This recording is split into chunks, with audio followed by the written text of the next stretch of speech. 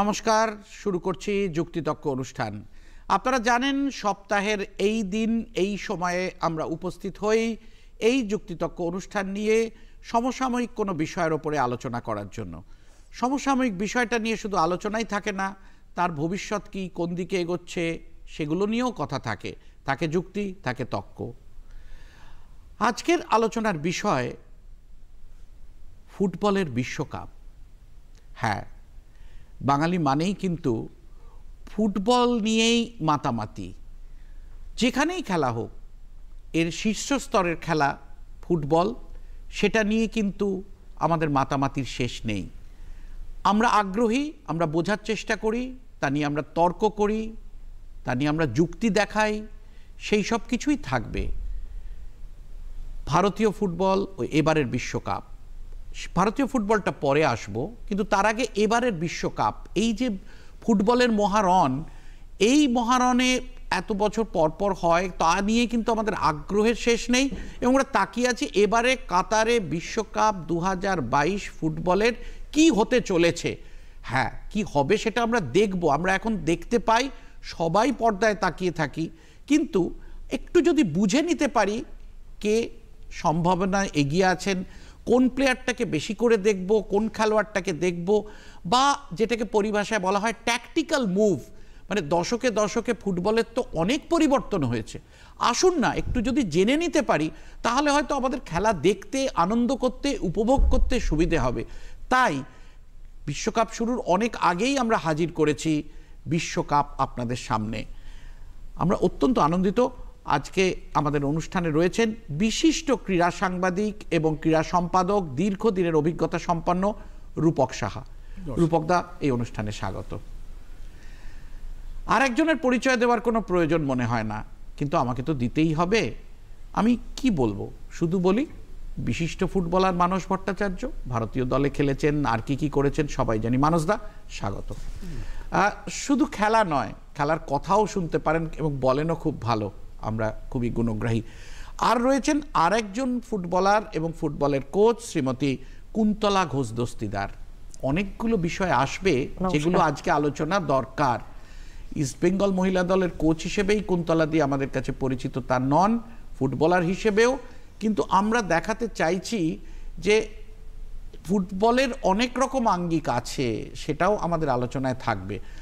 আমরা এদের কথা শুনবো, কিন্তু তার আগে ফুটবল বিশ্বকাপ 2022 কাতার কি অপেক্ষা করছে আমাদের সামনে, আসুন সামগ্রিক চিত্রটা একটু দেখি।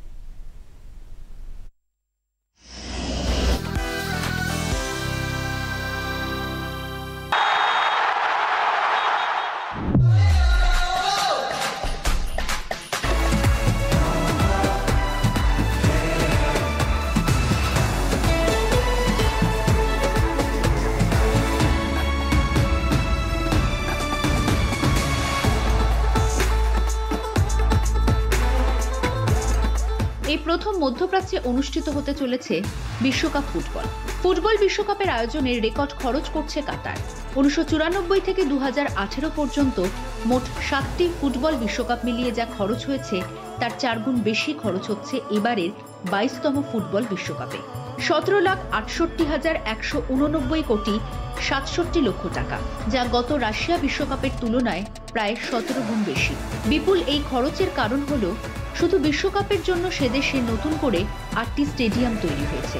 কাতারে বিশ্বকাপ দেখতে প্রায় 12 লাখ দর্শক যাবেন বলে মনে করা হচ্ছে, কিন্তু সেদেশে হোটেলগুলি মিলিয়ে থাকার ঘর মাত্র 30,000। তার 80% ফিফা নানা কারণে বুক করে নিয়েছে। এই জন্য তৈরি হয়েছে অসংখ্য নতুন হোটেল। এবারের বিশ্বকাপে যে বলে খেলা হবে তার নাম আল রিহলা। এই শব্দের অর্থ দ্য জার্নি। কাতারের সংস্কৃতি এবং স্থাপত্যের অনুপ্রেরণায় তৈরি এই বল। এই প্রথমবার কোনো বল ওয়াটার বেসড আঠা বা কালির মিশ্রণ দিয়ে তৈরি করা হয়েছে। কাতার বিশ্বকাপের অফিসিয়াল ম্যাসকট হলো লাইভ। আরবি এই শব্দের অর্থ দারুণ দক্ষ খেলোয়াড়।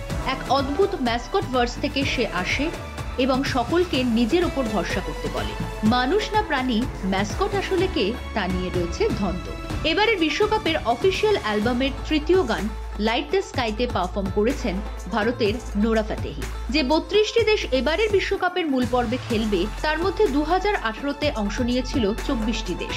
আয়োজক দেশ হিসেবে এবারই প্রথম টুর্নামেন্টে খেলবে কাতার। 36 বছর পর বিশ্বকাপে খেলার যোগ্যতা অর্জন করেছে কানাডা। 1958 সালের পর এবারই প্রথম বিশ্বকাপে খেলছে ওয়েলস।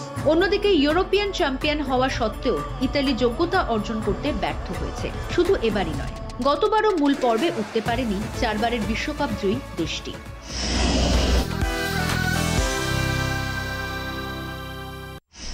একটু পরিচিতি হলো আমাদের এবারের বিশ্বকাপ নিয়ে, অনেক কথা কিন্তু আর নয়, সোজাসুজি চলে যাব বিশিষ্ট ক্রীড়া সাংবাদিক রূপক সাহার কাছে। রূপকদা, এতদিনের ফুটবলের ওয়ার্ল্ড কাপ দেখেছেন আপনি, এখন এবারে কি দেখার জন্য অপেক্ষা করছেন? হ্যাঁ, আমি যে জিনিসটা দেখার জন্য ওয়েট করব সেটা হচ্ছে যে আশা করব সেটা হচ্ছে যে এতদিন যারা চ্যাম্পিয়ন হয়েছে তাদের বাইরে নতুন কোনো চ্যাম্পিয়ন একটা হোক। বহু বছর নতুন চ্যাম্পিয়ন হয়নি, আর এটা বলা খুব কঠিন এখন এই মুহূর্তে।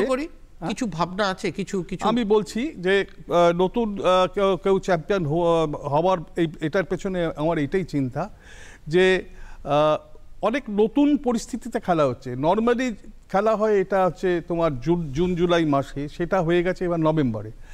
একটা কারণ হচ্ছে ওখানে তাপপ্রবাহটা, সেটা অ্যাভয়েড করার জন্য এটা করা হয়েছে। কিন্তু মানে যেটা হয় যে নতুন একটা মহাদেশে খেলা সেটা একটু অন্যরকম হবে। মানে এতদিন তো ধরো হয় ল্যাটিন আমেরিকা অথবা ইউরোপ, এবং একবার মাত্র এশিয়ান কান্ট্রিতে খেলা হয়েছে, দক্ষিণ কোরিয়া এবং জাপানে।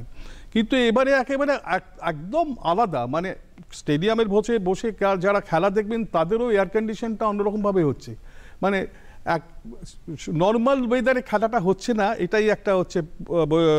মাঠের আবহাওয়াও সাধারণ থাকবে না, থাকবে এয়ার কন্ডিশন দিয়ে কন্ট্রোল করা হবে।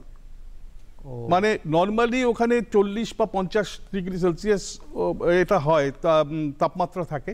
কিন্তু নভেম্বরের এই সময়টায় অনেক ডিলে ডারিং এর পর অনেক দেখা গেল যে এখান থেকে 20 থেকে 25 এইরকম একটা তাপমাত্রা থাকবে।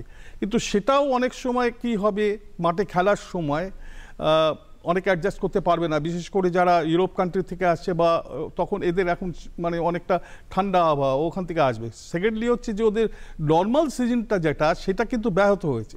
নর্মাল ঘরোয়া লিগ, ইউরোপা কাপ, অনেক টুর্নামেন্ট খেলতে খেলতে এবারে কিন্তু একেবারে গায়ে প্লেয়াররা বেশি দিন সময়ও পায়নি।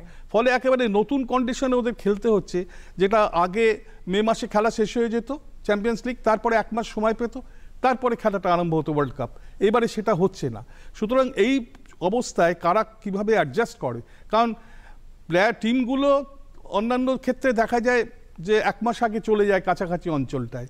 এশিয়া যখন খেলা হয়েছিল তোমার অ্যাক্লিমেটাইজেশন, ধরো দক্ষিণ আফ্রিকা, দক্ষিণ কোরিয়া বা জাপানে যখন খেলা হয়েছিল, তখন ইংল্যান্ড টিমটা আমি দেখেছি বা আর্জেন্টিনা টিমটা আমরা দেখেছি, তারা এশিয়ান কান্ট্রিতে এসে আগে 1 মাস আগে তারা এখানে বসে প্র্যাকটিস করছে,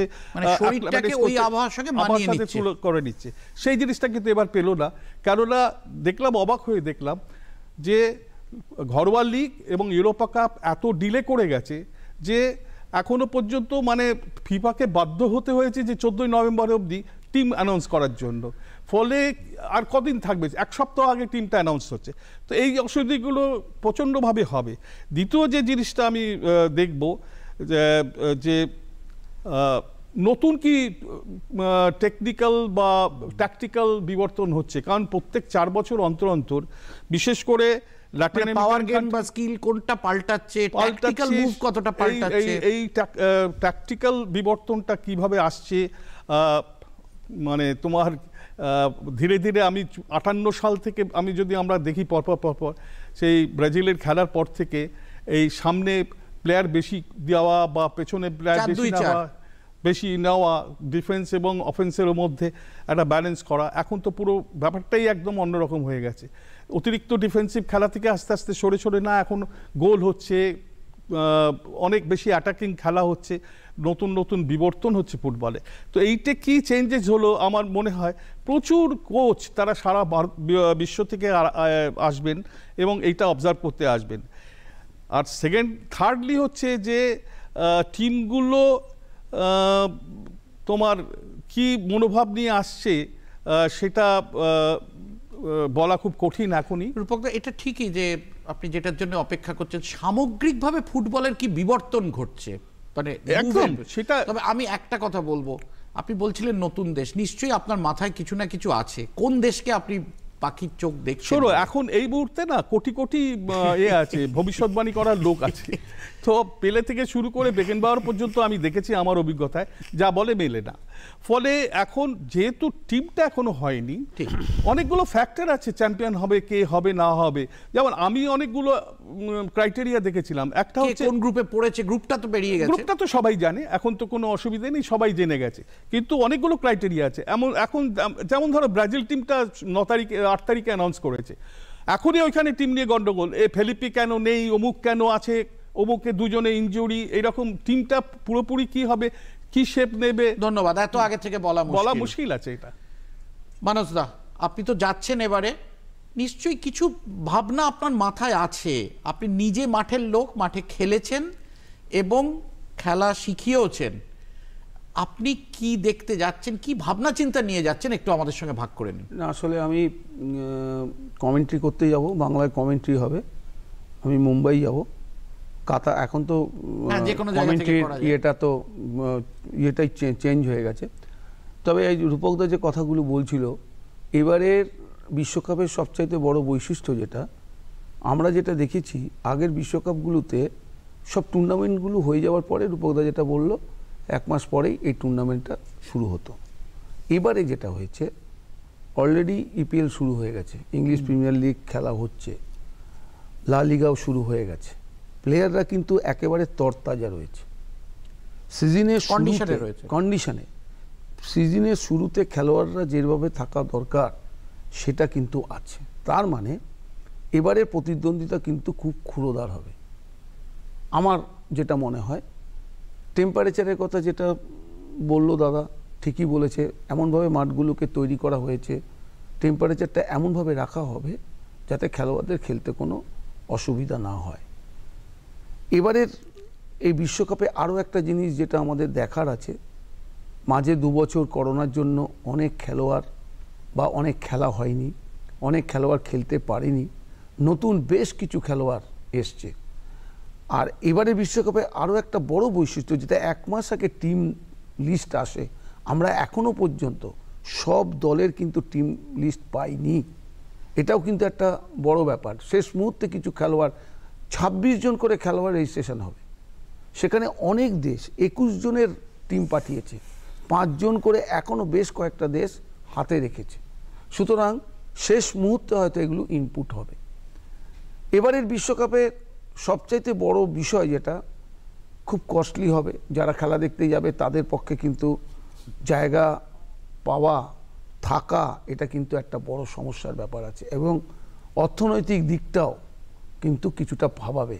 আমাদের মতো দেশ থেকে পরিকাঠামোর ব্যাপক করেছে ওরা, মানে বিমানবন্দর থেকে ভালো করে, খেলার জায়গা থেকে শুরু করে প্রচন্ড ভাবে সবই করেছে। কিন্তু সাধারণ দর্শকদের জন্য এই কাতার কিন্তু একটা সমস্যা রাষ্ট্রের দিকে হলেও হতে পারে। 12 লক্ষ, আমাদের প্রতিবেদনেই দেখলাম 12 লক্ষ লোক খেলা দেখবে, 30,000-এর মতো একটা থাকার জায়গা রয়েছে, যেটা পরিসংখ্যান বা ইয়ে থেকে আমরা জানতে পাচ্ছি।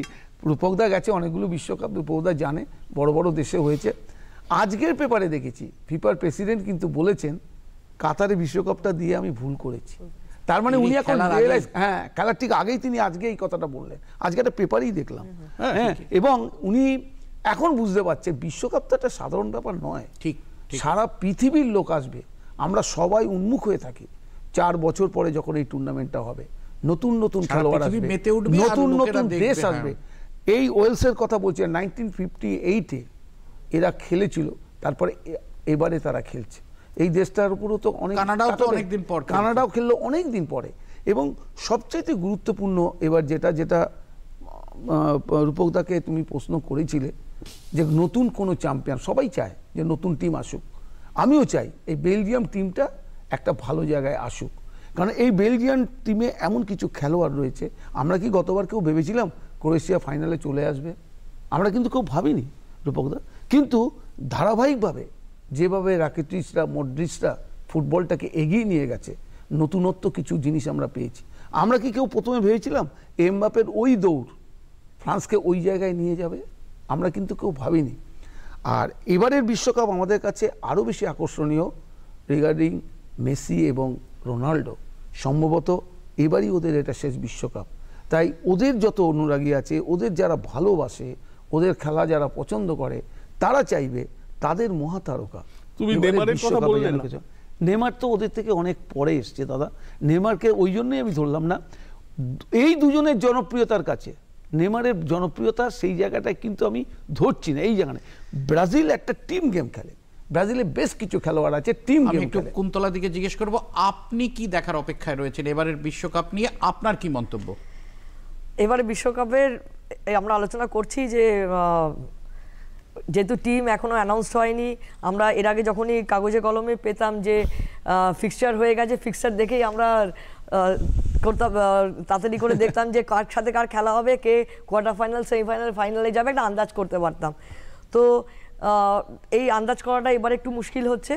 আর দ্বিতীয়ত অ্যাজ এ কোচ, আমার সবসময় মনে হচ্ছে ট্যাকটিক্যালি কি বিবর্তন, কারণ বর্তমানে যে ফুটবলের বিবর্তন হয়েছে, টাইম অ্যান্ড স্পেস এত শর্ট হয়ে গেছে, এত কুইক ডিসিশন মেকিং হয়ে গেছে যে কত তাড়াতাড়ি বল রিলিজ করে গোলের কাছে পৌঁছানো যায়। কেন আমরা কত কিছু বিশ্বকাপ দেখেছি, it's more on counter attack আর সেট পিসের ওপরে। আর যেহেতু এখন আমরা আগে ট্রানজিশন অফ প্লেতে কত তাড়াতাড়ি ট্রানজিট করছে টিম, আমি কিন্তু সেটা দেখার অপেক্ষায় রয়েছি। কারণ ওই ট্রানজিশন অফ প্লে থেকেই আমাদের কিন্তু ফুটবলের একটা বড় বিবর্তন হয়। মোটামুটি আমরা বুঝলাম কে কি দেখতে চাইছেন। এবারের এই যে ধারাটা, ফুটবলের ধারা বিবর্তন, সেগুলো নিয়ে আসবে। আপনি যখন আছেন, আমরা নিশ্চয়ই মহিলাদের কথা জিজ্ঞেস করব। কানাডা খেলছে এতদিন পরে খেলছে কানাডা, ওয়েলস খেলছে এতদিন পরে। তার মানে বুঝতে পারছেন যে কোন প্রশ্নটা আমি করব। আমাকে যতই বলুক যে সেই ঘুরে ফিরে তোমাদের একটাই প্রশ্ন, নিশ্চয়ই করব। রূপকদা রাগ করলেও করব, মানুষদা রাগ করবে বা কি বলবে জানি না। ভারত কবে খেলবে সেটা নিয়ে একটু পরে আসবো। আসুন না, এইবারের ফুটবলে একটু, এটা তো পরিচিতি পর্ব হচ্ছে, তাহলে কোন তারকার দিকে তাকিয়ে থাকবো, কোথায় বাজি লাগাবো বলতে কিন্তু সে অর্থে বলিনি, মানে কে কোথায় কি দেখবো একটু যদি জেনে নেওয়া যায় তাহলে একটু নজরটা সেই দিকে রাখতে পারবো। আসুন একটু দেখে নি কি দেখবো।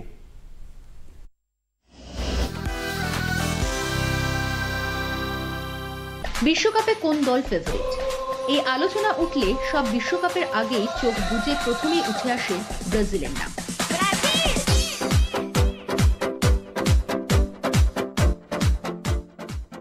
পাঁচবারের বিশ্বকাপ জয়ী হলুদ সবুজ জার্সির দলটি যুগের পর যুগ ধরে ফুটবল প্রেমীদের মনে জায়গা ধরে রেখেছে। তবে শুধু আবেগ নয়, এবারের ব্রাজিলের দলটি খুবই ভালো। কোচ তিতের তত্ত্বাবধানে দীর্ঘদিন ধরে খেলছে প্রায় একই দল। পাশাপাশি ফরওয়ার্ডে মহাতারকা নেইমারের সঙ্গে সঙ্গত করতে প্রস্তুত ফেরমিনো এবং নতুন তারকা ভিনিসিয়াস জুনিয়র। এছাড়া ফাবিনহো, ফ্রেডে, থিয়াগো সিলভারা তো আছে। ব্রাজিলের পাশাপাশি ফেভারিট হিসেবে নাম উঠে আসছে ডিফেন্ডিং চ্যাম্পিয়ন ফ্রান্সের নাম। গতবারের বিশ্বকাপে জন্ম হয়েছিল নতুন তারকা কিলিয়ান এমবাপে। গত 4 বছরে তিনি আরও পরিণত হয়েছেন। এছাড়া তার সঙ্গে থাকবেন করিম বেনজেমা। মারাদোনার মৃত্যুর পর এটাই প্রথম বিশ্বকাপ, বলাই বাহুল্য মেসির শেষ সুযোগ। 2021-এর কোপা আমেরিকা জেতার পর দলটির আত্মবিশ্বাস তুঙ্গে। প্রায় 1 দশকের ব্যবধানে এটাই নীল সাদা জার্সির সেরা দল বলছেন বিশেষজ্ঞরা। প্রায় একই দল দীর্ঘদিন একসঙ্গে খেলছে।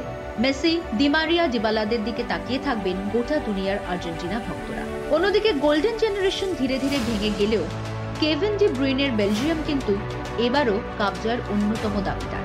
এই দলগুলি ছাড়া স্পেন, জার্মানি, ইংল্যান্ড, ক্রোয়েশিয়া, নেদারল্যান্ডসকেও রাখতে হবে ফেভারিটদের তালিকায়। বিশ্বকাপ মানেই তারকার সমাহার। এবছরের পর আর দেখতে পাওয়া যাবে না Cristiano Ronaldo, Leo Messi, Thomas Muller, Luka Modric, Manuel Neymar, Karim Benzema, Angel Di Maria, Luis সুয়ারেজকে। অন্যদিকে এখনো বেশ কিছুদিন ফুটবল দুনিয়াকে মাতিয়ে রাখবেন নেইমার, সন হুয়াংমিন, Kylian Mbappe, Harry Kane, Kai Luis হারভার্টস, বেলজিয়ামের দি ব্রুয়েন, আর্জেন্টিনার গোলরক্ষক এমিলিয়ানো মার্টিনেজ।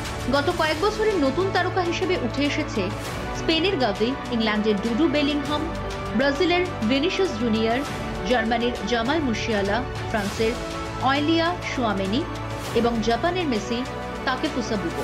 এছাড়া রয়েছেন আমেরিকার রিকার্ডো পেপি, কানাডার আলফাসো দাভিস, সেনেগালের পেপ মাতাইসার, নেদারল্যান্ডসের ভার্জিল ভ্যান ডিক, স্পেনের পেদ্রি।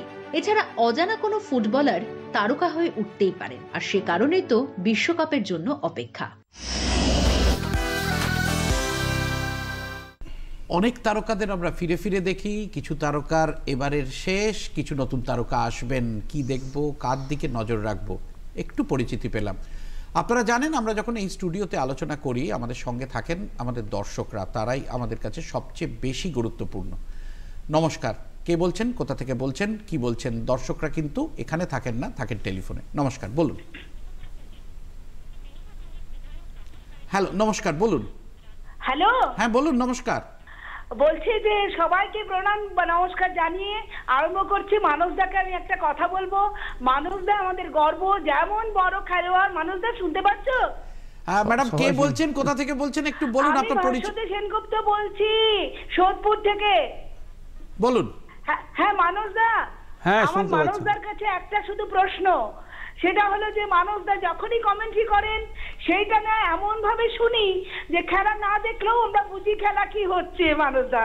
সেই জন্যই তোমার ওই ধারাভাষ্যের উপর আমি তো অন্তত বসেই থাকবো, কিভাবে কি বলছো, তারপর খেলাটাকে পুরো মানে বুঝতে পারবো। এবং সেই জন্য তোমাকে অনেক অনেক ধন্যবাদ। তোমার খেলা যেমন সুন্দর ছিল, ধারাভাষ্যও তেমন। মানুষদা একদম আমাদের মনের কথা বলেছেন, কিন্তু আলোচনাটা মানসদার ধারাভাষ্য নিয়ে নয়, মানসদার আলোচনা নিয়ে নয়, আলোচনাটা হচ্ছে বিশ্বকাপ নিয়ে। চলুন আমরা ফিরে যাই বিশ্বকাপে। আমিও মানসদার, সকলেই আমরা মানসদার এরকম ফ্যান। একটু আগে স্টুডিওতে ঢোকার আগে এইসব কথাই হচ্ছিল। রূপকদা, এইসব খেলোয়াড়রা উঠে আসছে, নতুন ট্যাকটিক, নতুন ফুটবল, কি ভাবনা? প্রত্যেকবার কি হয়, আমরা যখন ওয়ার্ল্ড কাপ আসে আমরা যেসব প্লেয়ারগুলো খুব মানে শাইন করবে, মানে শাইন করবে, তাদের মধ্যে আমরা দেখেছি যে তাদের প্রত্যেকেরই একটা বা দুটো ওয়ার্ল্ড কাপ খেলা হয়ে গেছে। সেই লোকগুলো আসে এবং এমবাপে বা এই ধরনের প্লেয়ারগুলো হচ্ছে ব্যতিক্রম প্লেয়ার। এবারেও তোমরা যে কটা নাম দেখালে প্রথমে, তার মধ্যে সবাই প্রায় একবার দুবার করে ওয়ার্ল্ড কাপ খেলা হয়ে গেছে এবং সেই অভিজ্ঞতাটা না থাকলে শাইন করা খুব মুশকিল হয়ে যায়। পেলে খুব কমই জন্মায় যে প্রথম ওয়ার্ল্ড কাপেই শাইন করবে। এখন কথা হচ্ছে যে গত 2 বছরে কোভিডের জন্য বিভিন্ন দেশের যে ফুটবল স্ট্রাকচারটা অনেক ব্যাহত হয়েছে, লিগটাও ব্যাহত হয়েছে। সুতরাং সেই দিক থেকে এবারে আবার নতুন করে শুরু হয়েছে।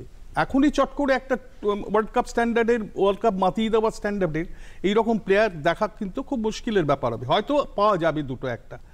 আমি দেখেছি যতবারই ওয়ার্ল্ড কাপ করতে গেছি, যে প্লেয়ারের উপর ভরসা করে গেছি এই এবার শাইন করবে, এবারই প্লেয়ার অফ দ্য টুর্নামেন্ট হবে, সে হয়নি। আমি ইটালিতে প্রথম যখন গেলাম আমরা তখন শুনলাম যে বাজ্জো প্রচণ্ড নাকি সে বিরাট প্লেয়ার। তারপরে দেখা গেল বাজ্জো কোথায় তলিয়ে গেল, টিমেই চান্স পাচ্ছে না, স্কিলাচি সবচেয়ে বেশি গোল করে নাম করে গেল। তো এইরকম ওয়ার্ল্ড কাপে আমেরিকাও তো আমেরিকার ওয়ার্ল্ড কাপে এইরকম হয়েছে। রোমারিও হঠাৎ বুড়ো বয়সে রোমারিও টুর্নামেন্ট হয়ে গেল। বা আমরা যখন রোনাল্ডো নাজারিওর কথা ভাবছি ফ্রান্সের টুর্নামেন্টে, আমরা দেখলাম যে ওই হবে ফাইনাল অবধি তো ওই 1 নম্বর প্লেয়ার, তারপরে হঠাৎ দেখা গেল জিনেদান জিদান কোথায় মেরে দিয়ে বেরিয়ে চলে গেল। ফলে এইভাবে বলা সম্ভব নয়। প্রথম যে প্রশ্নটা তুমি একটা করেছিলে, আমি একটা কথা বলতে যাচ্ছি, সেটা হচ্ছে যে কাতার খুব ছোট্ট দেশ, মানে এত ছোট দেশ যে এতগুলো ওয়ার্ল্ড কাপ হয়েছে, সুইজারল্যান্ড ছাড়া এত ছোট দেশে কখনো হয়নি। একমাত্র সুইজারল্যান্ড, মানে সাইজে বলো, লোকে বলো, নিরাপত্তার দিক থেকে বলো। আমি যে ব্যাপারটায় সবচেয়ে মানে সংশয় আমার রয়েছে, যেটা আমি দেখেছি নিজে ওয়ার্ল্ড কাপে, সেটা হচ্ছে কতগুলো খতরনাক টিম গেছে এবারে। একটা হচ্ছে হল্যান্ড, একটা হচ্ছে আর্জেন্টিনা, একটা হচ্ছে ইংল্যান্ড, একটা হচ্ছে জার্মানি। এই 5-6টা টিম ওয়ার্ল্ড কাপ থেকে শেষ করে দেওয়ার পক্ষে যথেষ্ট। আমি ধরতে পারলাম না রূপকদা, আমার মানে কি অর্থ বলছো? আমি বলছি কি প্রেক্ষিতে তুমি বলছো? আমি বলছি এই কারণে বলছি, কারণ না অতীতের ওয়ার্ল্ড কাপে এদের রাইভালরিটা এমন একটা জায়গায় মারমার কাটকাট, মানে আমি নিজের চোখে রাস্তায় আমি আর্জেন্টিনা এবং ইংল্যান্ডের ম্যাচ 6-3 বলে একটা শহরে দেখেছি যে যুদ্ধ হয়ে গেছে, খণ্ডযুদ্ধ। রাস্তায় লোকে মানে দুটো দলের সাপোর্টাররা এত মারপিট করেছে। তোমার মনে আছে নিশ্চয়ই যে বেখাম সেই লাল কার্ড দেখে বেরিয়ে গেল, আমরা এখানে অনেকেই দেখেছি। তো সেইটার পর কি মারপিট হয়েছিল, মানে যুদ্ধের অবস্থা। একটা বিরাট পার্ক, এক পাশে সকালবেলায় গিয়ে দেখি এক পাশে তোমার আর্জেন্টিনান সাপোর্টার, আরেক পাশে হচ্ছে ইংল্যান্ডের সাপোর্টার, মাঝখানে পুলিশ ভর্তি, দুপক্ষ থেকে ওপরে সোডার বদল ছোড়াছড়ি চলছে, আর ওপর থেকে হেলিকপ্টার নজর রাখছে। মানে তুমি দেখলে তোমার গা ছমছম করবে, এবং মাঠে গিয়ে তার পরিস্থিতিটা দেখো, সেই পরিস্থিতিটা ফেস করতে হলো আমাদের, এবং ভয় পাচ্ছিলাম আমরা প্যারিসে ফিরে আসবো কি করে। এইরকম জার্মান আর হল্যান্ড, আমি ইতালি ওয়ার্ল্ড কাপে দেখেছি জার্মানি আর হল্যান্ডের মধ্যে রাইকার্ডের ভোলারের মধ্যে থুতু ছেড়েছেটি সেই ম্যাচটা, যেটা দুটোই লাল কার্ড হয়ে গেল। আমরা বেরিয়ে ট্রামে উঠেছি, দেখি ট্রামের কামরার মধ্যে, একই কামরার মধ্যে জার্মান আর হল্যান্ডের মধ্যে মারপিট হচ্ছে। তো এই যে এই ছোট শহর, এত অল্প লোক, তারা সিকিউরিটি কি করে সামলাবে এই ধরনের পরিস্থিতি? হয়ে যেতে পারে second round, third round, fourth রাউন্ডে। এবং আমি পরে শুনলাম যে এটারও চিন্তাভাবনা ওরা করেছে, ওরা 57,000 পুলিশ সারা বিশ্ব থেকে নিয়ে এসছে, এবং তার মধ্যে ইংল্যান্ডের লোক আছে, পুলিশ অফিসাররা আছে, আমেরিকার সোলজার্সরা আছেন, নেভি লোক নিয়ে এসছে, সমস্ত মানে 57,000 এমপ্লয়মেন্ট হয়েছে, তারা ভাড়া করে নিয়ে আসছে যে যাতে কোনো রকম গন্ডগোল না হয়। এইটা কিন্তু একটা বিরাট আশঙ্কার ব্যাপার থাকছে, কারণ ওই সময়টায় গিয়ে ওই খেলার শেষে তোমরা গলা জড়াজড়ি করে চলে যাবে, এই যে নিয়মটা আছে ফিফার, তখন আর কারোর মাথায় থাকে না। তখন কিন্তু যে second round, third round, fourth round, knockout স্টেজে তখন কেউ কাউকে পাত্তা দেয় না, মানে একই ক্লাবে খেলছে, দুজনেই লাতালাতি করছে, এরকম। আমি একটু মানসদাকে জিজ্ঞেস করছি, মানসদা এবারে যেহেতু ধারা বিবরণী দিতে হবে, অনেকগুলো নিশ্চয়ই মানে এখন থেকে তৈরি হওয়া আছে, যেটাকে আমরা হোমওয়ার্ক বলি, কয়েকটা হোমওয়ার্ক যদি আমাদের দর্শকরাও পায় তাহলে তো ভালো হবে। না, একটা ব্যাপার হচ্ছে হোমওয়ার্ক বলতে যে প্লেয়ারগুলো সম্বন্ধে জানতে হয়, প্লেয়ারগুলো কোন ক্লাবে খেলছে সেটা জানতে হয়, এবং সেই প্লেয়ারগুলো একটু টিপস যদি পাওয়া যায়, এরকম এই যেমন এমবাপ্পের কথা দাদা বলল, ও কিভাবে পিএসজিতে খেলছে, কিরমভাবে এবার অ্যাটাকটা করছে, ওর সাথে মেসি নেইমারের কিরকম যোগাযোগ হচ্ছে, এইসব ব্যাপারগুলো থাকে।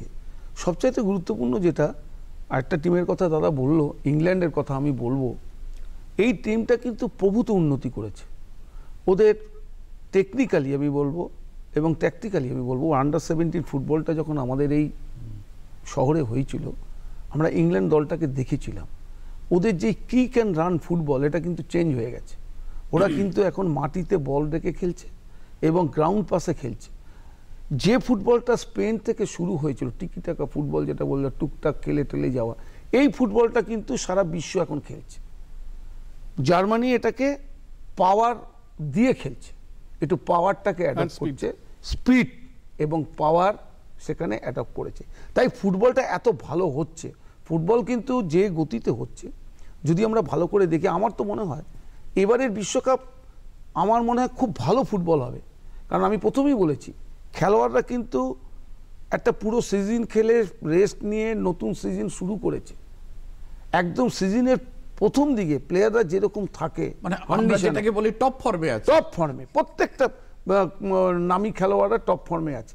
আর সবচাইতে বড় ব্যাপার হচ্ছে, যেটা দাদা বললো ঠিকই কথা, দীপকদা ঠিক কথা বলেছে, আমরা যখন প্রেডিক্ট করি, এই যখন শুরু হয় বিভিন্ন চ্যানেলে বিভিন্ন জায়গায় আমরা বলি এই টিমটার সম্ভাবনা আছে, এই টিমটার সম্ভাবনা আছে, আমরা কিন্তু তাদের পারফরমেন্স দেখে, এবং বিশেষ করে যেটা হচ্ছে যে বাছাই পর্বে যে খেলাগুলো হয়েছিল, সেই দেশগুলো কিরম খেলেছে সেটার উপর আমরা খুব নজর রাখি, যে ওইগুলো কিরমভাবে খেলে খেলে তারা আজকে বিশ্বকাপে, আজ ইটালি ছিটকে গেছে, তাহলে তার মানটা বোঝা যায়, মানটা বোঝা যায়, দেশের টেকনিকটাও বোঝা যায়, কোন টেকনিকে ওরা খেলছে। আমি কিন্তু দাদা যেটা বললো, আমি বেলজিয়াম আর ইংল্যান্ড এই দুটো দেশের খেলা দেখার ইয়েতে আছে, কারণ ওদের স্টার্লিং এবং হ্যারি কেন ইংল্যান্ডের এই দুটো ছেলে যেভাবে খেলছে, আমি কিন্তু খুব আশাবাদী। এবং সবচাইতে বড় ব্যাপার, এমন এমন জায়গা থেকে মানে ব্রুনেইয়ের কথা বললো, আমরা দেখালাম প্রতিবেদনে, বেলজিয়ামের ব্রুনেই, এও কিন্তু অসম্ভব ভালো ফুটবল খেলছে।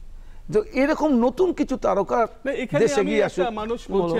আমি একটু আসবো আপনার কাছে, একটু ছোট্ট বিরতি আমাকে নিতে হচ্ছে। আপনারা দেখতে থাকুন অনুষ্ঠান, এটা পরিচিতি পর্ব ধরতে পারেন, বা আমাদের একটা কি দেখবেন এবারের বিশ্বকাপে সেটার অনেক কথাই অভিজ্ঞ লোকেরা আমাদের সামনে বলছেন। দেখতে থাকুন এই অনুষ্ঠান, আমরা নিজেরা শিক্ষিত হব কিভাবে দেখার জন্য বিশ্বকাপ। এখন ছোট্ট একটু বিরতি।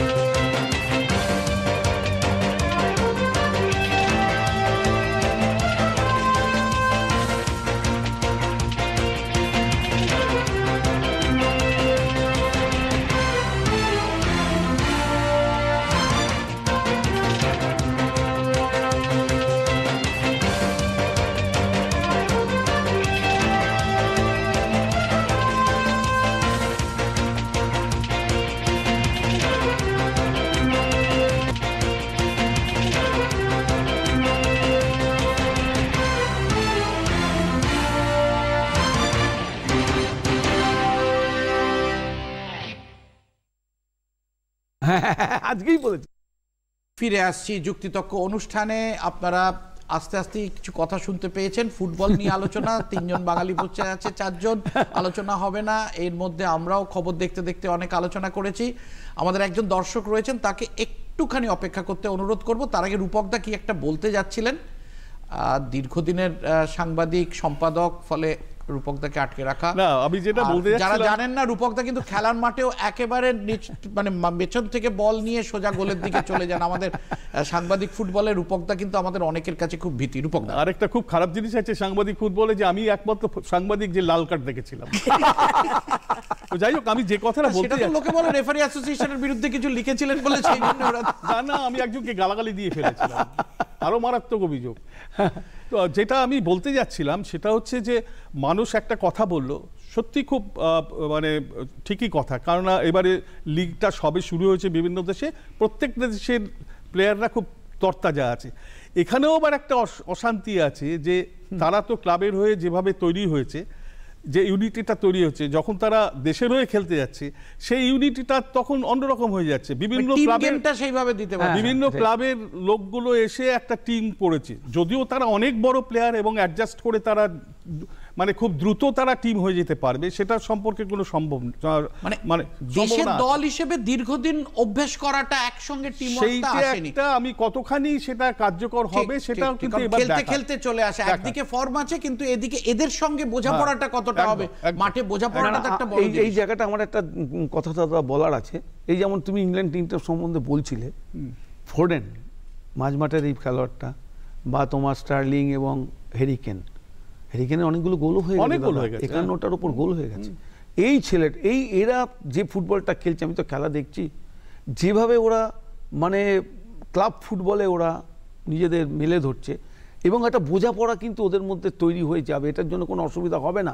কারণ এবারের এই বেলজিয়াম, ফ্রান্স এবং তোমার অবশ্যই ইংল্যান্ড, আর বেনজেমা এবং এমবাপে একসাথে খেলবে, হচ্ছে কি ওদের প্রচন্ড তাগিদ আছে। হ্যাঁ, তুমি দেখো ওরা লাস্ট জিতেছে 1966 সালে, 66-র পর ওদের সাকসেস নেই, তার মানে প্রায় কত 50-এর উপর অবশ্যই বছর আলোচনা চলবে। তার আগে একজন রয়েছেন দর্শক আমাদের সঙ্গে, দর্শকদের আমরা খুবই গুরুত্ব দিই। একটু আলোচনাটা নিশ্চয়ই আপনারও ভালো লেগেছে, এতক্ষণ ফোনেও শুনছিলেন। নমস্কার, কে বলছেন, কোথা থেকে বলছেন? শুভ সন্ধ্যা দাদা ভাই, আজকে অতিথিদের শুভ সন্ধ্যা জানিয়ে আমি শ্রী কলোনি থেকে মানবেন্দ্র মুখোপাধ্যায় বলছি।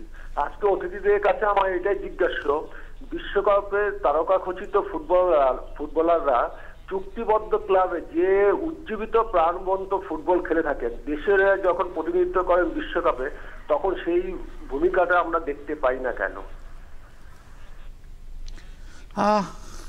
না মানুষদা, না, উনি যে কথাটা বললেন, যে আমি ওনার সাথে পুরোপুরি সহমত হলাম না।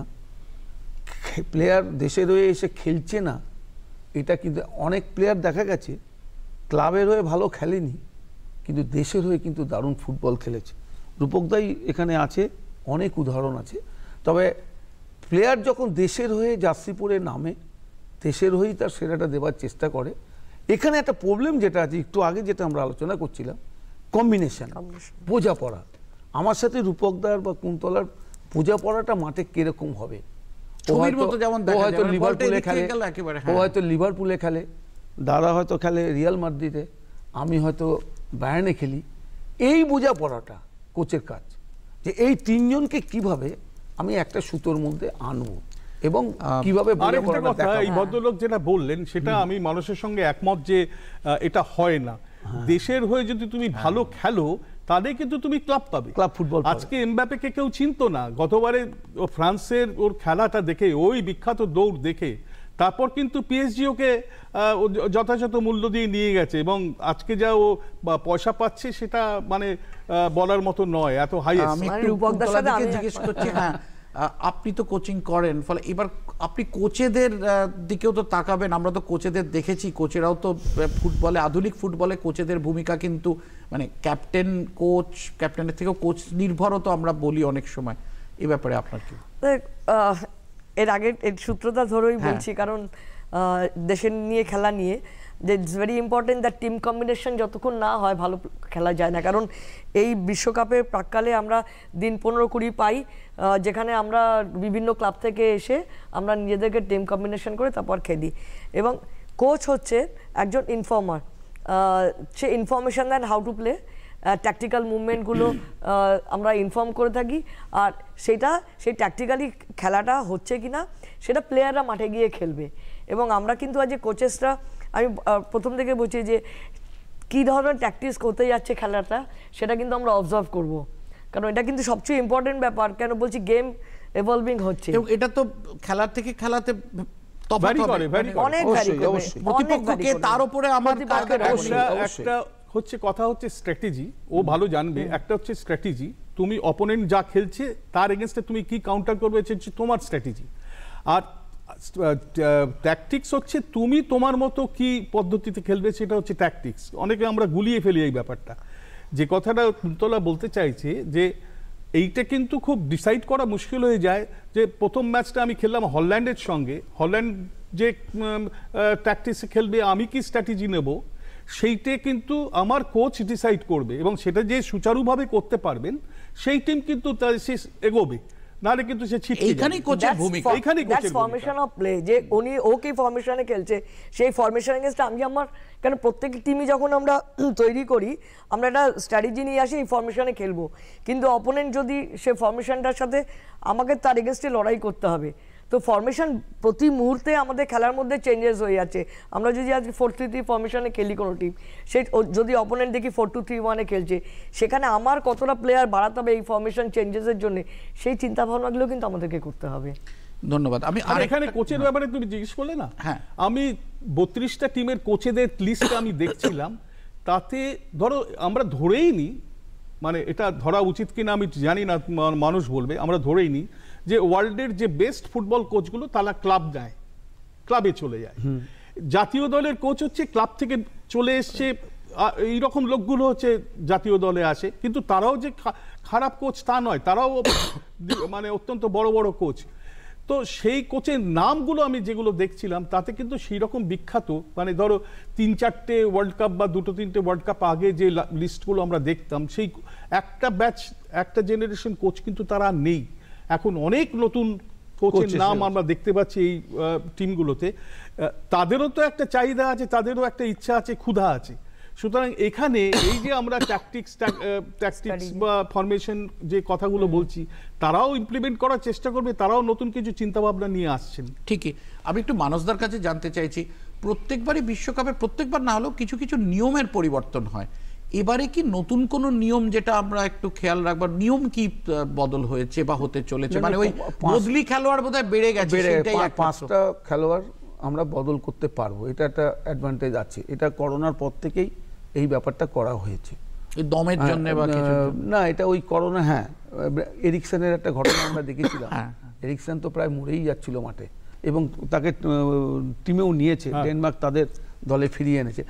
আমার এখানে বলার ব্যাপার, কোচেদের যে কথাগুলো হচ্ছিল, যে কথাটা কুন্তলা বলল, কোচ কিন্তু এখন একা কোচ নয়, একটা টিম, একটা বিরাট ইউনিট আছে ওদের, রিসার্চ হচ্ছে, তারা ইনপুটগুলো দিচ্ছে কোচকে। আজকে আমরা এখানে আগে কি দেখতাম, প্রদীপদা একা কোচ ছিল, প্রদীপ ব্যানার্জি, যখন আমি আমার খেলার জীবনের কথা বলছি, প্রদীপদাকে দেখছিলাম, উনি কোচ। এবার আমি একটা ফুটবল টিমের দায়িত্বে ছিলাম, নতুন খেলেছে এবার গড়ের মাঠে ডায়মন্ড হারবার ফুটবল ক্লাব, সেখানে কিবু ভিকুনা কোচ ছিল স্পেনের, কিন্তু তার সাথে এত 5 থেকে 6 জন ছিল যাদের কাছ থেকে রূপকদা ও কিন্তু ফিডব্যাক নিচ্ছে, এবং তারা অন্য টিমের খেলা দেখছে, তারা এসে কোচকে ফিডব্যাক দিচ্ছে, ওই টিমের এই প্লেয়ারটা ভালো, ওই টিমের এইটা কিন্তু সারা বিশ্বে আছে, এখানেও আছে। কোচ তখন তার ভাবনা নিয়ে, তুমি লক্ষ্য করে দেখবে যখন খেলা হচ্ছে, এই এখন তো ক্লাব ফুটবল হচ্ছে, দেখবে কোচের পাশে 2-3 বসে থাকে, এবং কোচ তাদের সাথে প্রতিনিয়ত ডিসকাশন করে, কাগজ পেন দিয়ে লেখালেখি করে। এগুলোই হচ্ছে তাই যে এই যে কুন্তলা একটা কথা বললো, 4-2-3, 4-1-1, একটা স্ট্রাইকার নিয়ে অনেকে খেলে, এই যে বাড়াবো কিনা, কমাবো কিনা, কোন প্লেয়ারটাকে চেঞ্জ করলে, ওরাও যখন খেলাতে কি করবো, তার ইনপুট কিন্তু দেবে তার লোকেরা। সুতরাং ফুটবল এখন অনেক এগিয়ে গেছে, অনেক সায়েন্টিফিক হয়েছে। রূপকদা, না এই যে ও যে কথাগুলো বলছে না, তার সাথে আমি একটা কথা অ্যাডিশন করছি, সেটা হচ্ছে যে ওয়ার্ল্ড কাপ হচ্ছে এমন একটা জায়গায়, আমি অতীতের অভিজ্ঞতাতে গেছি, এই টুর্নামেন্ট কিন্তু স্টার্ট হয় অনেক আগে, মানে যেদিনকে ড্র অফ লটস হলো, কে কার এগেনস্টে খেলছে জুরিকে হয়ে গেল, ওই দিন থেকেই কিন্তু কম্পিটিশন আরম্ভ হয়ে গেছে। ওই দিন থেকেই তুমি দেখতে পাবে যে যেটা কাতারের এবার খুব বেশি করে হয়েছে, ওই দিনই কিন্তু প্রত্যেকটা টিমের নন টেকনিক্যাল স্টাফ, মানে যারা ফুটবল বোঝে না, তার এই রকম স্টাফও ওই টিমের মধ্যে রয়েছে যারা টিমকে সাহায্য করছে নানাভাবে। তারা কিন্তু প্রথম কোন বেস্ট জায়গা, কাতারের কোন বেস্ট হোটেলটা আছে, কোন এটা আছে, সেটা লজিস্টিকটাও ইকুয়ালি ইম্পর্টেন্ট নেবার জন্য, যাতে আমার প্লেয়ার কোনো রকম অসুবিধা না হয়। এবং প্লেয়ার্স অ্যাসোসিয়েশনে আছে, সেই প্লেয়ার্স অ্যাসোসিয়েশনের যিনি সেক্রেটারি, তিনিও কিন্তু এই ওয়ার্ল্ড কাপ স্কোয়াডের মধ্যে আছেন, তিনি প্লেয়ারদের স্বার্থটা দেখেন, প্লেয়ারদের কোনো সুবিধে অসুবিধে এগুলো দেখছেন। ফলে ওই দিন কিন্তু আমি জানি যে তারা বেস্ট হোটেলটা বুক করতে চলে গেছে, প্লেন রেডি, মানে সব টিকিট কেটে রেডি, যেই লট আপ যে কার কার এগেইনস্টে খেলা আছে, কোন শহরে খেলা হচ্ছে, সেখানে গিয়ে বেস্ট হোটেলটা নিয়েছে। তো এই ব্যাপারগুলো অনেক আছে। একটু দেখে নি, মনে হচ্ছে আরো একজন দর্শক আছেন আমাদের সঙ্গে। নমস্কার, কে বলছেন, কি বলছেন, কোথা থেকে বলছেন? হ্যালো, হ্যাঁ নমস্কার, বলুন। হ্যাঁ নমস্কার, আমি মানস কুমার সেনগুপ্ত বলছি, দমদম নাগের বাজার থেকে। বলুন। অনুষ্ঠানটি শুনছিলাম এতক্ষণ, ভালো লাগছিল। তবে যা শুনলাম, বিশ্বকাপ ফুটবল নিয়ে এতক্ষণ আলোচনা শুনছিলাম, ওখানে ভারতীয় ফুটবল কথাটি যোগ করা আছে। তো আমি বলতে চাই যে শেষ 56 মেলবোর্ন অলিম্পিকে চতুর্থ হওয়া, 2টি এশিয়াডে সোনা, মারডেকা এবং এশিয়াডে 1টি ব্রোঞ্জ, এবং তারপরে ভারতীয় ফুটবলের অন্ধকার দিন। আমার মনে হয় আমরা কি চিরকাল এই দর্শক, সমালোচক আর এই মানে বিশ্বকাপ ফুটবল দেখেই দিন যাপন করব? আমাদের ভারতীয় ফুটবল মানে তার ভবিষ্যৎ কি? মানসবাবু, আপনাকে ধন্যবাদ, কথাটি আমি জানতে চাইছি। এবং আমার মনে হয় আরেকটু যোগ করি যে ISL কতটা ভারতীয় ফুটবলকে এগিয়ে দিচ্ছে। রূপক বাবু এবং আরো যারা অতিথি আছেন, ধন্যবাদ। মানসবাবু, একটা কথা বলি যে আপনি আমার কাজটা সহজ করে দিয়েছেন। আমরা আলোচনা করতে করতে ওই দিকেই এগোচ্ছিলাম, একটু বিশ্বকাপের একটু মেতে গেছিলাম, এরপরে কিন্তু ঘুরে ফিরে আমাদের ওইটাই একই প্রশ্ন, ভারতের কি হবে? বদ্রু ব্যানার্জি চলে গেছেন, চুনি গোস্বামী চলে গেছেন, পিকে ব্যানার্জি চলে গেছেন, এটা আমাদেরও প্রশ্ন। আসুন দেখি, আমাদের প্রশ্নটাই একটু দেখি কি ভাবছি আমরা। আসুন।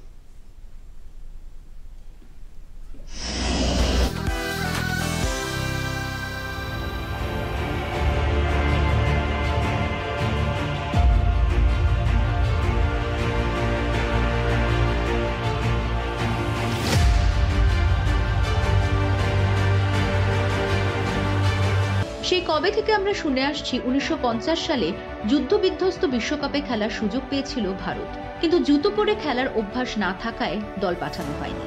কিন্তু বেদনার বিষয় হলো, তারপর থেকে 135 কোটির ভারত আর কখনো বিশ্বকাপ খেলার যোগ্যতা অর্জন করতে পারেনি, যদিও সাফল্য এসেছে। 1951 এবং 1962 সালে এশিয়ান গেমসের ফুটবলে সোনা জিতেছে আমাদের দেশ। 1956 সালের অলিম্পিক্সে 4র্থ স্থান পেয়েছে।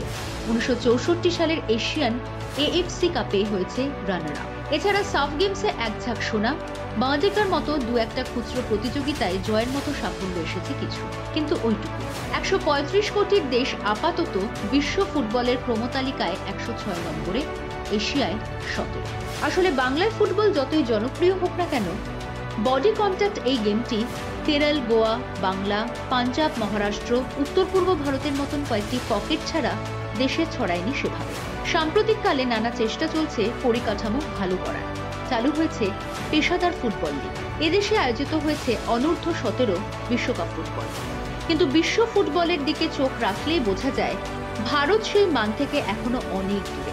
কবে বিশ্বকাপ ফুটবলের মঞ্চে নিজেদের দেশকে দেখতে পাবো আমরা? সেই প্রশ্নের স্পষ্ট উত্তর দেওয়া সম্ভব না হলেও একথা বলাই যায় যে ফিফা ভারতের মতন দেশগুলির জন্য নতুন সুযোগ নিয়ে এসেছে। 2026 সাল থেকে বিশ্বকাপ হয়ে যাবে 48 দলের। সেখানে এশিয়া থেকে অংশ নিতে পারবে 8টি দেশ। প্লে অফ জিতে ওঠার সুযোগ থাকবে আরও একটি দেশে।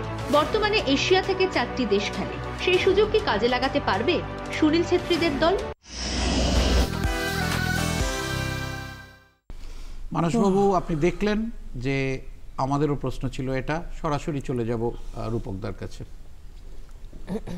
আমি একটা ঘটনার কথা বলি। ওয়ার্ল্ড কাপে গিয়েছি, ইটালি ওয়ার্ল্ড কাপে খেলা ছিল সেদিনকে,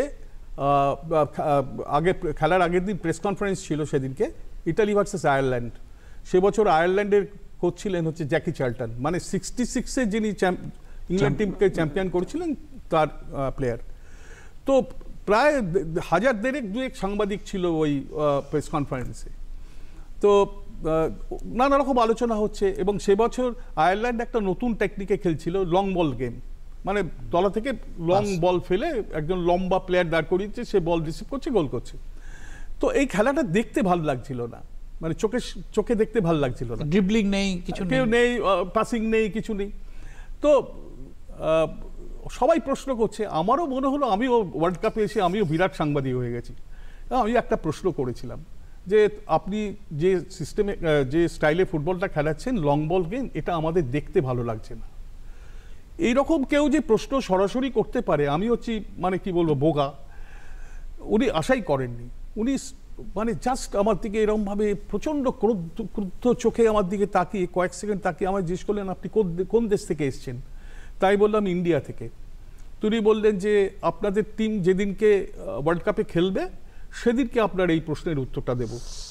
আমার মনে হচ্ছিল, সবাই হাসছে, সব দেশের রিপোর্টাররা হাসছে, আমার মনে হলো যেন ধরণী দিদাও আমি হোটেলের তলায় চলে যাই। তো মনটা ভীষণ খারাপ হয়ে গেছে। আমি প্রেস কনফারেন্স শেষ হয়ে যাওয়ার পর আমি এসছি একটা জায়গায় কোকোকলা খেতে, ওইখানে সব খাওয়া দাওয়া, তো কোকোকলা খাচ্ছি আর মনে হচ্ছে যে কি হলো। তো হঠাৎ দেখি পিঠে আমাকে কে টাচ করলেন, আমি ঘুরে তাকিয়ে দেখি জ্যাকি চার্লটন, এরকম লম্বা একটা দেহ।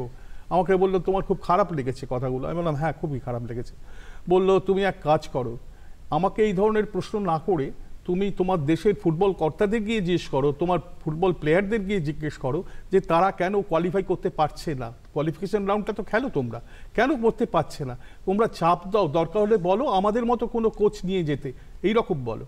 তো পরে আমাকে অনেক কথা বললেন, সান্ত্বনা দিলেন, এবং আমাকে যখন জিজ্ঞেস করলেন সত্যিকারের প্রবলেমটা কি বলো, 110 কোটি তখন ছিল আমাদের দেশের লোক, 110 কোটি দেশের লোককে 11টা প্লেয়ার জোগাড় করতে পারে না। এইরকম দেশ নাকি তোমাদের? তোমাদের তো অনেক হকিতে, তোমাদের টেনিসে অনেক ভালো খেলে। তো তখন আমি বললাম যে এটা আমি এক কথায় আপনাকে উত্তরটা দিতে পারবো না, আপনাকে অনেকক্ষণ সময় নিতে হবে, কারণ তখন আমি এই প্রফেশনে অন্তত 15-20 বছর কাটিয়ে ফেলেছি, ফলে প্রবলেমগুলো কি আমার জানা, ঘরোয়া ফুটবল দেখছি, করছি, আমার জানা। আপনাকে অনেক সময় লাগবে। এই যে তুমি এই প্রশ্নটা দর্শক ভদ্রলোক করলেন, এই প্রশ্নের উত্তর দিতেও কিন্তু অনেক সময় লাগবে। এখন সমস্যাটা হচ্ছে যে সিনিয়র প্লেয়ার যারা, তাদের যদি আপনার জিজ্ঞেস করি আমরা, আমাদের অরুণ ঘোষ একবার মাঝখানে মন্তব্য করেছিলেন যে আগামী 50 বছরও খেলতে পারবো না। হ্যাঁ, সেটা হয়তো সত্যি কথাটাই বলেছিলেন, কিন্তু সব দিক থেকেই তো আমরা আজকে তো আমরা অলিম্পিক ইন্ডিভিজুয়াল গোল্ড আনছি অলিম্পিক থেকে। নীরজ চোপড়ার মতো একজন কেউ যে জ্যাভলিন ছুঁড়ে নিয়ে আসবে, এটা তো আমরা কেউ 50 বছর আগেও বা 10 বছর আগেও স্বপ্ন ভাবতে পারিনি, কিন্তু সেই যখন আনতে পারছে, তাহলে আমরা ফুটবলে পারবো না কেন? এইবার একটা প্রশ্ন হচ্ছে যে আমাদের মতো ইকোনমির দেশগুলো, তাদের টিম গেমগুলোতে, হ্যাঁ, তো আমাদের সাকসেস পাওয়া কতটা, এত ভ্যারাইটি, মানে খাদ্যাভ্যাস, ধর্মের লোক, ভাষাভাষীর লোক, এই সবাইকে এক ছাতের তলায় এনে একটা টিম গড়া, এটা একটা ভীষণ কঠিন কাজ। তুমি দেখো আজকে কতগুলো দেশ, যে দেশের ধারে, আমার এগুলো ফুটবল নিয়ে ভাবনা চিন্তার জন্যই আমি বলতে ইচ্ছা করছে, যে দেশের ধারে সমুদ্র নেই, একমাত্র জার্মানি ছাড়া যতগুলো চ্যাম্পিয়ন হয়েছে সব দেশের সমুদ্রের ধারে চ্যাম্পিয়ন হয় না।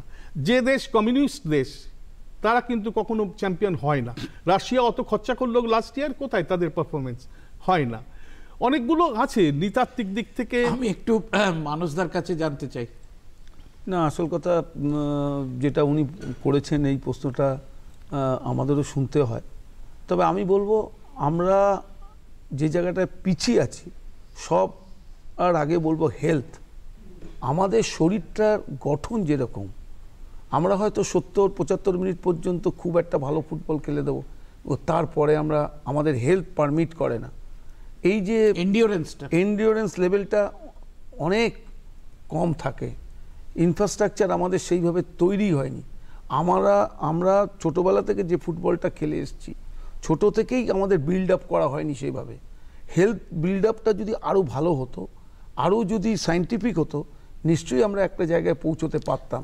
কুন্তলাদি, আপনি যখন আছেন তাই একটা প্রশ্ন স্বাভাবিকভাবেই এসে যায়, মহিলা ফুটবল অনেক মান বাড়ছে, তার সম্ভাবনাটা আমি কোথায়? এই প্রসঙ্গে একটু কথা বলবো, যেটা উনি প্রশ্ন করেছিলেন। আমার মনে হয় দ্যাট আমরা কেন বিশ্বকাপ খেলতে পারছি না, কোচ এডুকেশনে আসার পর একটা জিনিস মনে হয়েছে যে আমরা যখন আমার বাড়িতে যে বাচ্চারা জন্মগ্রহণ করেছে, সে প্রথমে কিন্তু স্কুল লাইফটা স্টার্ট করে ইনফ্যান্ট কেজি 1-2 ক্রমশ হয়। তো আমাদের ভারতবর্ষের কিন্তু যে ওই পরিকাঠামো নিয়ে বলতে আসলে যে এই কথাটাই আসবে যে আমরা কিন্তু রাইট টাইম রাইট এজে আমরা কাজটা শুরু করছি না, এবং তার সাথে তাদের প্রপার ফুড, আর তার সাথে হচ্ছে যে গ্রুমিংটা যদি প্রপার হয়, হ্যাঁ আমার মনে হয় যে এখনো স্বপ্ন দেখছি ওয়েলস যদি 64 বছর পরে খেলতে পারে, কানাডা যদি আসতে পারে, তো আমার মনে হয় প্রপার গ্রুমিং হলে ভারতবর্ষের যে পোটেনশিয়ালিটিটা আছে, আমাদের বয়স ভিত্তিক টুর্নামেন্টেই তো যে বয়সের প্লেয়ারের খেলার কথা সেখানে খেলে না, সেখানে আরো বেশি বয়সের ছেলেরা খেলে। তাহলে কি করে হবে? ছোট একটা উত্তর দিচ্ছি, সেটা হচ্ছে যে এই পরিস্থিতি কিন্তু ইংল্যান্ড পড়েছিল 90s-এ গোড়ায় গিয়ে পড়েছিল, যে কেন ইংল্যান্ড টিম পাচ্ছে না। 66-তে চ্যাম্পিয়ন হয়েছিল, তারপরে এতগুলো বছর চলে গেল, কি করছে ইংল্যান্ড? ওরা কিন্তু রিসার্চ করে বার করেছে ওদের প্রবলেমগুলো কোথায়। সবচেয়ে বড় প্রবলেম ছিল যখন বাচ্চারা ফুটবল খেলতে আসছে স্কুল বা স্কুল লেভেলে, তখন ওদের যে বড় মাঠটা দেওয়া হতো সেই মাঠটা ছোট করে দাও। বড় মাঠে কি হচ্ছে, লম্বা লম্বা খেলার তাগিদ, এইটা শিখছে, খেলাটা অ্যাডপ্ট করছে। এইটা কিন্তু রিসার্চ করে বার করা হলো। আমাদের এখানে কোনো রিসার্চ বলে কেউ নেই। একটু মহিলা ফুটবলের কথা বলে শেষ করব। বলুন। হ্যাঁ, মানে মহিলা ফুটবল কতটা এগোচ্ছে, তার ছেলেদের সঙ্গে কতটা তফাৎ, কি ব্যাপার? আমার মনে হয় আমরা যদি একটু পুরোনো দিকে চলে যাই, আমরা এশিয়ান চ্যাম্পিয়নশিপ এবং আমরা ওয়ার্ল্ড কাপও খেলেছি, আর আমি ক্যাপ্টেন ছিলাম ওয়ার্ল্ড কাপে। তো এটা আমাদের অনেক বড় অভিজ্ঞতা যে আসল তখন আমরা যেটা খেলতাম, আমাদের টিম কম্বিনেশন প্রচুর ভালো ছিল, গুড আন্ডারস্ট্যান্ডিং ছিল। একটা সারা বছর ধরে আমরা ইন্ডিয়া রেস্ট অফ ইন্ডিয়া খেলতাম। তো তাতে কি হয়েছে, টিমটা খুব ভালো খেলতো, যেখানে যেত তারা ভালো ফল করতো। কিন্তু আফটার 1991-এ যখন মহিলা ফুটবল অল ইন্ডিয়া ফুটবল ফেডারেশনের আন্ডারে আসে, তো ছেলে মেয়ে সামলাতে গিয়ে মেয়েরা অটোমেটিক্যালি খুব ডাউন হয়ে গেছে। এই ডাউনটাকে উঠতে আমাদের অনেক সময় লাগছে, বাট প্রেজেন্টলি মেয়েদের ফুটবলটা খুব ভালো খেলছে, সাব চ্যাম্পিয়ন হচ্ছে, এবং কোয়ালিফাইং রাউন্ডে ওরা আস্তে আস্তে এগিয়ে আসছে। এবং অনেকগুলো গোল খেয়েছে কিন্তু ওয়ার্ল্ড কাপে, অনেকগুলো গোল। আমি বলছি আন্ডার 17 ওয়ার্ল্ড কাপে। আমি একটা প্রশ্ন করব, যদি একজন খেলোয়াড়ের দিকে এবারের ওয়ার্ল্ড কাপে তাকিয়ে থাকতে হয়, আপনি কার খেলার দিকে তাকিয়ে থাকবেন? আমি অবশ্যই এমবাপের দিকে তাকিয়ে থাকবো। রূপকদা? এমবাপে। তাহলে এমবাপে দিয়েই শেষ হোক, আমরাও তাকিয়ে থাকবো এমবাপের দিকে। ফুটবল মানেই বাঙালি, বাঙালি মানেই ফুটবল, বিশ্বকাপ হোক, আমরা সেই উন্মাদনায় আছি। আজ থেকে তো সবে শুরু হলো। আপনাদের সকলকে ধন্যবাদ। ভারতও একদিন বিশ্বসভায় আবার ফুটবল খেলবে, এই স্বপ্ন নিয়ে আসন্ন বিশ্বকাপ দেখার শুভেচ্ছা জানিয়ে শেষ করছি। নমস্কার।